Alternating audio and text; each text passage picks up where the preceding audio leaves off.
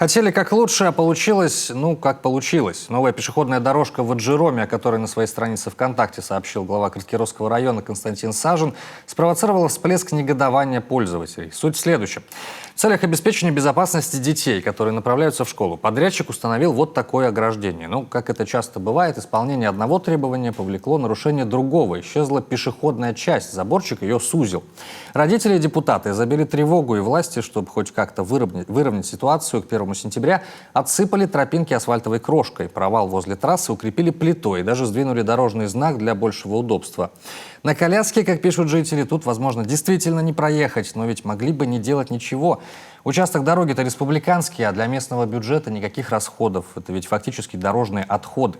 В ходе довольно продолжительной дискуссии под новостью Константин Сажин согласился лишь с опасением граждан, что будет проблема с очисткой импровизированных тротуаров зимой, но пообещал ручную очистку снегоподрядчикам. И вообще, цитата, «удалось из имеющихся небольших возможностей в этом конкретном месте сделать сегодня лучше, чем было раньше». Разве это плохо?